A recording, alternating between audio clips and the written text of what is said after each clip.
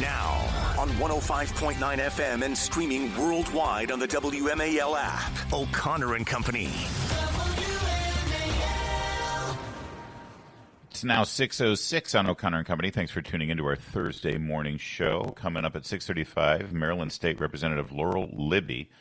She is fighting her own state, as is the Justice Department, over their violations of Title IX, allowing men to play women's sports. 7:35, Congressman Andy Harris on his colleague, Senator Van Hollen. And then at 8:05, K.T. McFarland. And at 8:35, your border czar, Tom Homan. It's Larry O'Connor with Mercedes Schlapp. Good morning, Mercy. Good morning, Larry. I'm venturing into the story now about Senator Chris Van Hollen. Stop trying to recruit me. I was waiting for you to jump in. I know. I have no interest in running for public office. I have too many skeletons Larry, in my closet. That's right. But that's what makes you so colorful. I think it would really help with your running for office. I would defend all of. Well, I don't know if I defend all of the skeletons in your closet, but I defend some of them at least. I just want to be your campaign manager. I think I could get you there. Exactly. You're looking for a gig. All right. So 2 days ago, at a town hall in Hagerstown, seated next to freshman Congresswoman April McLean Delaney, who was cheering him on, he promised the good people of Maryland that he, Senator Chris Van Hollen, was going to drop everything and at taxpayer expense fly to El Salvador to rescue his favorite Maryland citizen. Take a listen. I don't even know if we announced this, but I am planning tomorrow to go to El Salvador. Oh, listen to that crowd. to work to bring him home. We're going to bring him home. Boy, when your own constituents are so excited that you're leaving the country to a third world nation, maybe that's a sign that they don't like you. I don't know. Yesterday, as he was speaking with the press, he said this. A Maryland man who's the father of three in a notorious prison in El Salvador.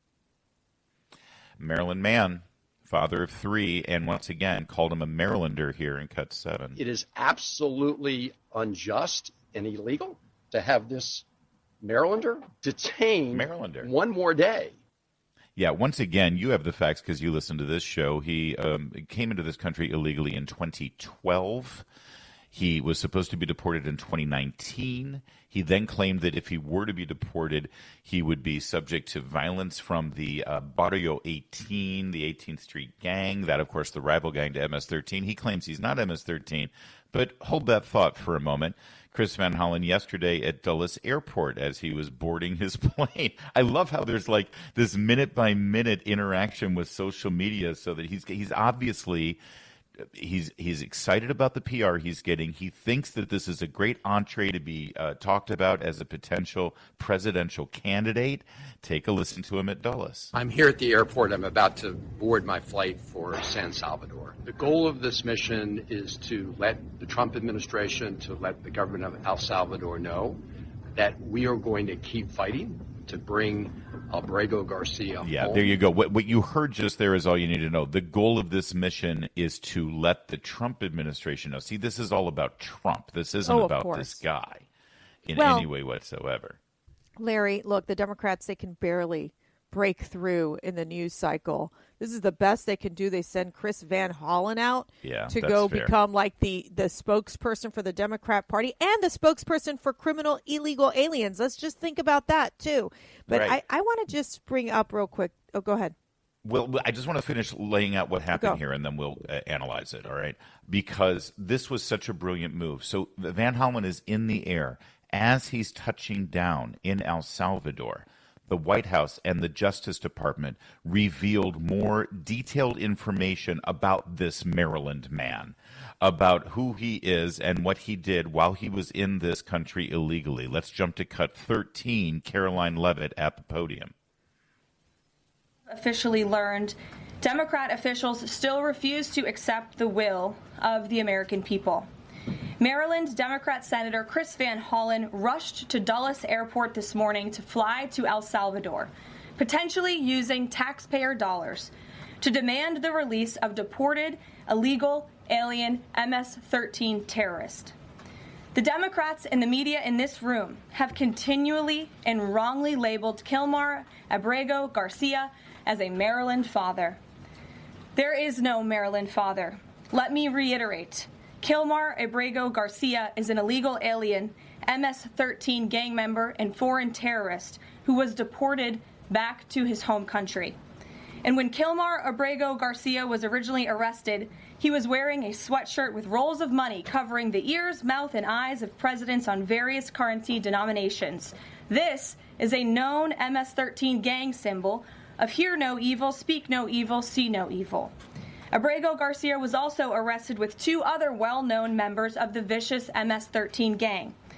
And two separate judges found that Abrego Garcia was a member of MS-13, and that finding has never been disputed. And just this morning, it was revealed through Maryland court documents that Abrego Garcia's wife petitioned for an order of protection against him for 2 instances of domestic violence in May of 2021. And here is the order right here.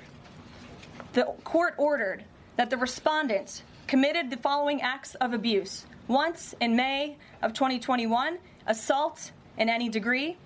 And on May 4th of 2021, he punched and scratched his wife, ripped off her shirt, and grabbed and bruised her. This is from a court in Maryland. So not only are Democrats rushing to defend an illegal criminal foreign terrorist gang member, but also an apparent woman beater. To set all of that aside, the basic fact that he was illegally inside our country and had a lawful deportation order made him subject to removal back to his home country of El Salvador. All right. Now, there's a little bit more to this story that happened yesterday, especially what happened with Van Hollen in El Salvador, and then more information we've learned about this MS-13 gang member that was revealed about what he did in Tennessee, suspected murder charges, human trafficking. But Mercedes, on a pure political level, this was an extraordinary thing. And the fact that all of that further information about him dropped after Van Hollen was already in El Salvador, already committed to this thing. What are they thinking, these Democrats? This is the hill they're wanting Larry, to die on. The Democrats are going to get away with it because they're going to continuously push this narrative that Abrego Garcia is a family man, that Abrego Garcia should have never been deported, that the Trump administration is defying the court orders. So they are going to die on this hill. And Literally. I'll tell you what else they're going to do. They're also going to create this fear-mongering amongst the Hispanics in these communities to say, they took Abrego Garcia, they're coming for you next. So this is how the Democrats are going to lay this out. So I think this is important for, the Trump administration and the Republicans to be aware of. Now, with that being said, the facts are on the Republican side. The facts are on the Trump administration side that this man, Abrego Garcia, was literally stopped by police in Tennessee where he was trafficking. He had like 7-8 people in the car. They were basically claiming that he was an alleged human trafficker, that he had all this cash with him when he was arrested, multiple documents show, multiple sources show, the courts have decided as well that he is a member of MS-13. He has no right to be in this country. He needs to face the consequences and really should have no reason to come back to this country because he's an El Salvadorian citizen. Yes. Not an American resident, not an American citizen, not legally here in the U.S. The facts are clear. That's right. And we need to stop using the language he was deported to El Salvador. No, yes. he was returned to El Salvador. Good job. Not deported. Yeah. All right.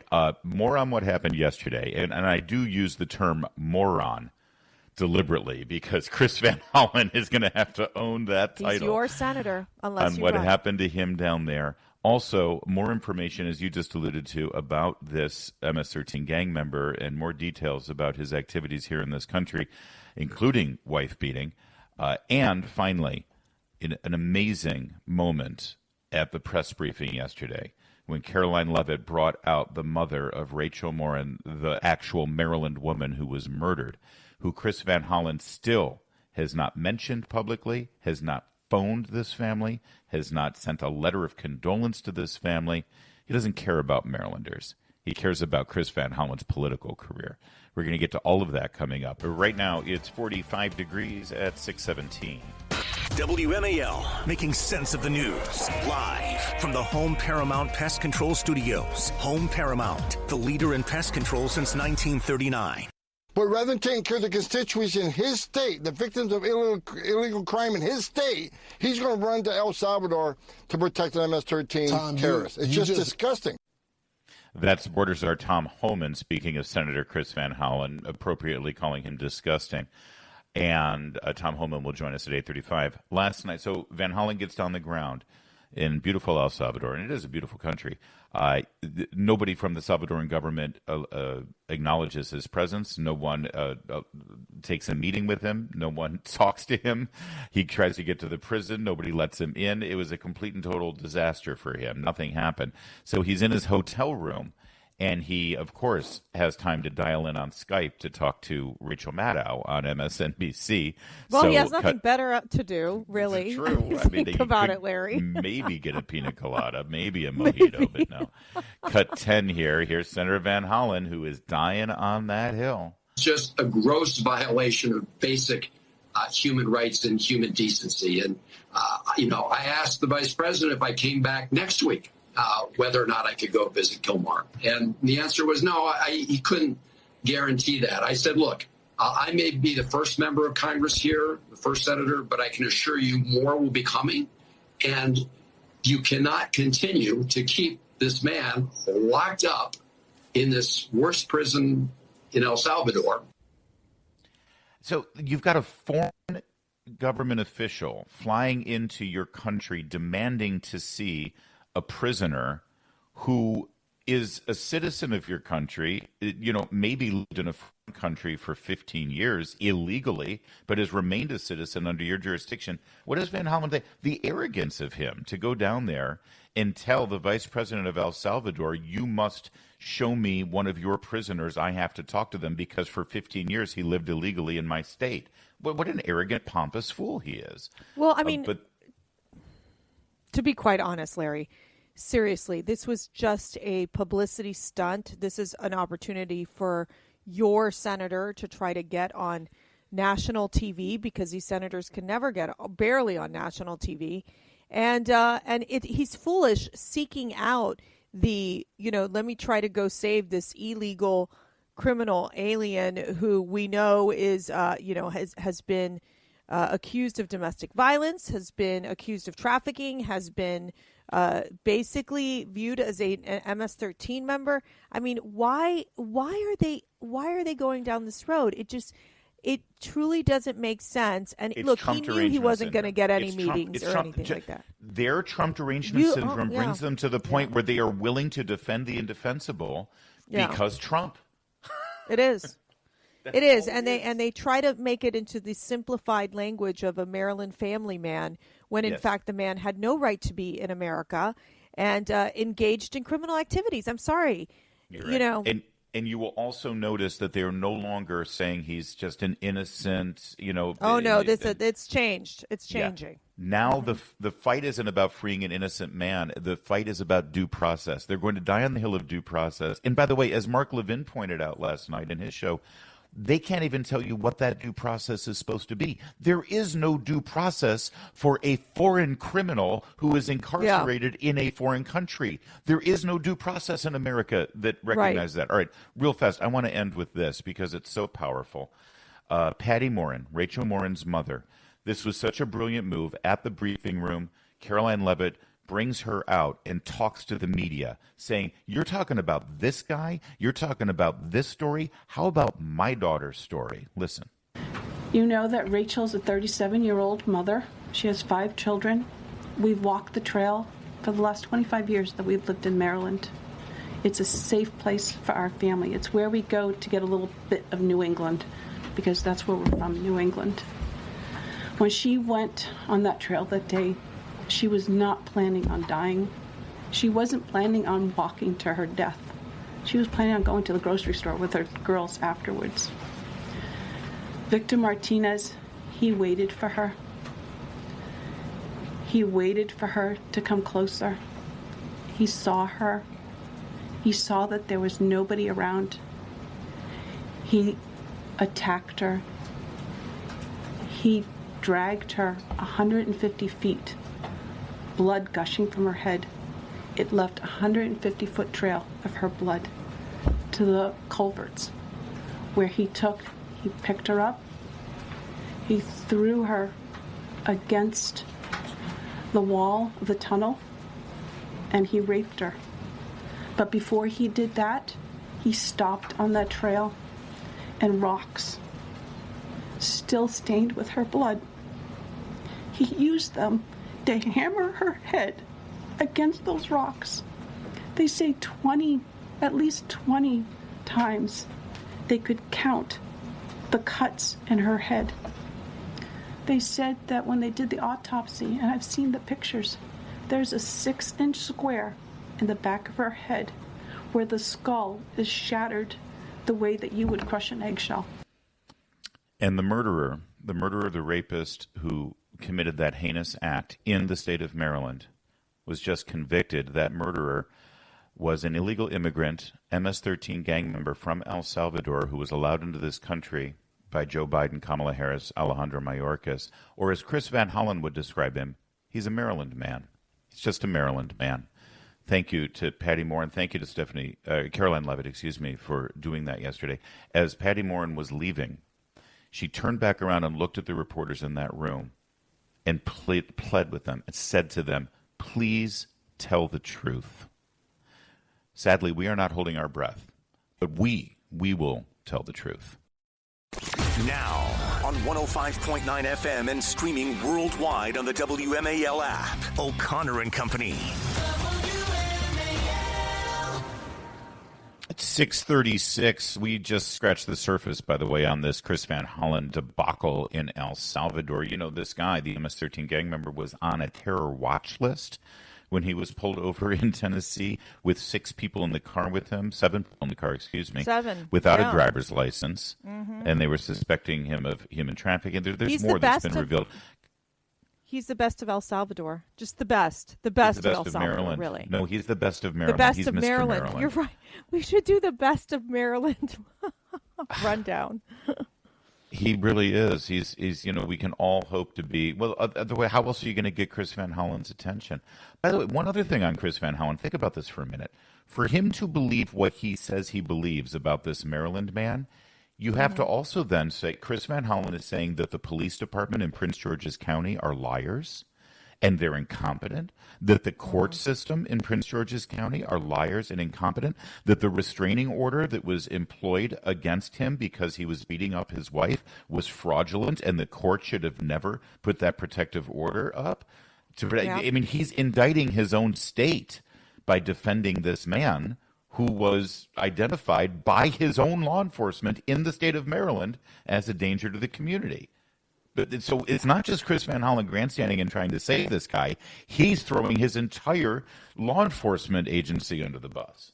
So who's like advising the senator? Because this makes no sense to me, like whatsoever. I think it sounds like an emotional reaction. It was a knee-jerk reaction. Yeah, it was a knee-jerk reaction to say, all right, you go out there, you go to El Salvador and try to solve this problem. And it's like he fell flat on his face. We've got more coverage on this story, including at 7:35 Representative Andy Harris and at 8:35 Tom Homan, the border czar. Right now we're joined by Maine State Representative Laurel Libby. We've spoken with her before. She is really standing up to the machine there in the state because your governor, your legislature, sadly, they're bound and determined to force men into women's private spaces, boys into girls' spaces, I should say. Even it's minors that we're talking about. And your governor said to Donald Trump, we'll see you in court, and I guess that's exactly what's going to happen. Laurel Libby, thanks for joining us. What now in the state of Maine? Thank you so much for having me today. Well, I am currently in D.C. because yesterday Attorney General Bondi announced a lawsuit against my state for allowing biological males to participate in girls' sports and defy Title IX, longstanding federal law. and continue discriminating against Maine women and girls. That's really what this is discrimination against Maine women and girls by allowing boys to dominate them in sports in our state. And so there is now a reckoning. It's unfortunate that it has come to this. This is a terrible consequence for Maine people, but they are not backing down, and they are sticking to this ideology regardless of consequences. So I have visited Maine. It's one of the most beautiful states. The people are truly just wonderful people. But I got to ask you, Representative, as you're going around your districts and talking to your constituents, what's their reaction to the Governor Mills' stubbornness, her unwillingness to basically protect girls' sports, and their obsession with the transgender agenda? Maine people do not support the governor and her stance. That much is very, very clear over the last couple of months as I've interacted with my fellow Mainers. They don't support this stance. They do not want biological males in girls' sports. They think it is ludicrous. And so they definitely don't support her war on biological reality. And polling reflects that. You know, even in a state like Maine, we're a purple state that has currently the trifecta holding the House, the Senate, and the governor's seat. Still, 2/3 of Mainers in polling results show that we don't want to see this ideology in our state. I can't imagine that this goes over with the people of Maine. They're good people, they're normal people. Is it just not at the top of the agenda, or is the Democrat machine so strong there? And also, who's funding all of that? Are they doing this because they get huge money from out of state from the transgender activists?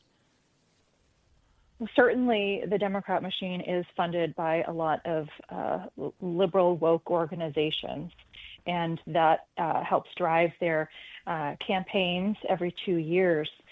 I think they just don't think that they can lose. And I hope that we prove that wrong in 2026. You know, last year in November, we only lost the Republican majority by 60 votes across the entire state. I don't know of any state that slimmer margins last year than that. If you can just imagine, their House majority sits on that slim of a number, 60 votes. And so that they're ruling Maine with this policy and others as though they have a mandate. Yeah, I got to ask you, Representative, because I've campaigned up in Maryland. Maryland. Oh, my goodness. We've been talking about Maryland all morning long, Larry. Sorry about that.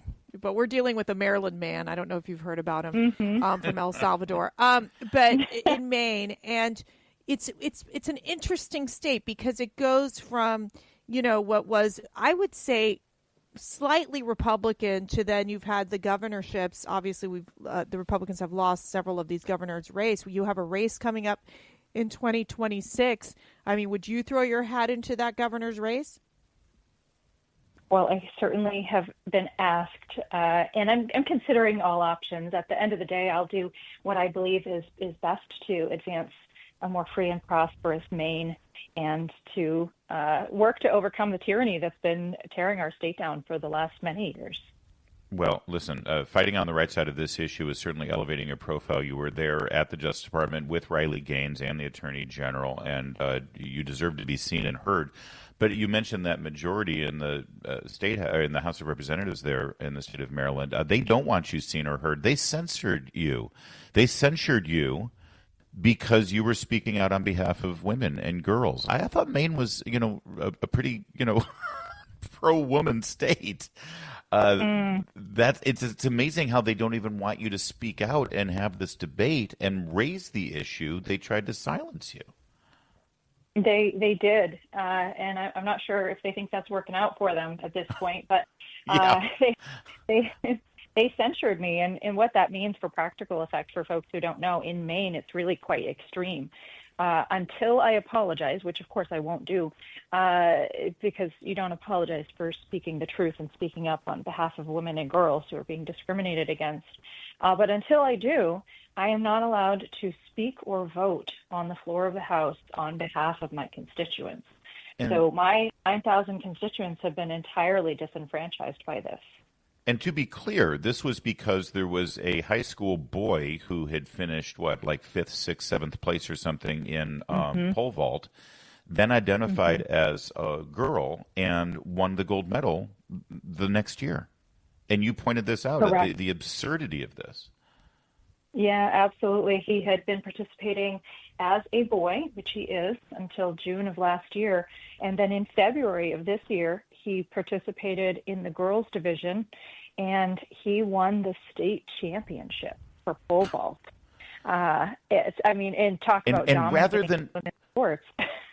But Representative Libby, rather than face that reality and defend themselves, they silence you. They censured you, and they said, stop pointing out the truth. Stop pointing out the facts. This is not going to end well for them. As you just said, you're not sure how it's working out for them. We can see how it's working out for them. You have a bigger platform than ever, and you're going to keep on fighting. Let us know the next fight that comes along there, Laurel, Libby, and we're looking forward to talking to you again. Run, Libby, run. Much. Run, Libby, run, says the grand dame of Larry, CPAC. All right, there you go. Yeah, she's recruiting candidates everywhere today. It is 6:45. Later this morning on the Chris Plante Show, the Democrat-inspired terrorist that firebombed the governor's house in Pennsylvania did it because he hates the Jews and loves Hamas. 9 a.m. on WMAL. Well, there's big news pending here in Washington, D.C., something that's been long awaited. The disposition of the old RFK Stadium site. It appears as though the city and the Washington Commanders football team are close to what is being described as a $3 billion deal for a new stadium at that site. According to J.P. Finley, who covers sports for NBC4, the Commanders team themselves will contribute close to $2.5 billion. And so if this happens, it'll be huge. And football, NFL, will be back in the District of Columbia at the RFK site. Can they just name the stadium RFK Jr.? Schlapp, so we were with Rick Grinnell at the Kennedy Center last week, and Mac, of course, posted on X or Instagram. He was like, and now we're at the Robert F. Kennedy Jr. Kennedy Center. Wrong Kennedy. Center. Different Kennedy. Kennedy Center, the different Kennedy. But, that's not a bad idea. I mean, maybe you at least invite him to go. I think that would be good. So are you excited about this deal? Is this a good thing? As a Commanders fan? Listen, I'd love to. I don't hate FedEx as much as, or what do they call it now? Northwest. I don't hate it as much as everybody else does, but it would be nice to get it back in the district if we get a government that actually keeps us safe. Yeah, but I don't. It's dangerous. Yes. It's Southeast DC.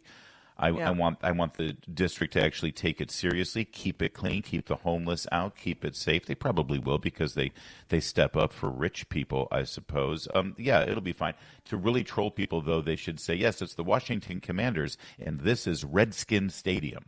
They should just call the stadium Redskins. Hey, we didn't call the team Redskins. Stadium. Just the stadium, and then we'll all go to Redskin Stadium. It's 6:53. Making sense of your world. Greatly appreciated. News Talk 105.9 WMAL. I love listening to you. Making sense of the news.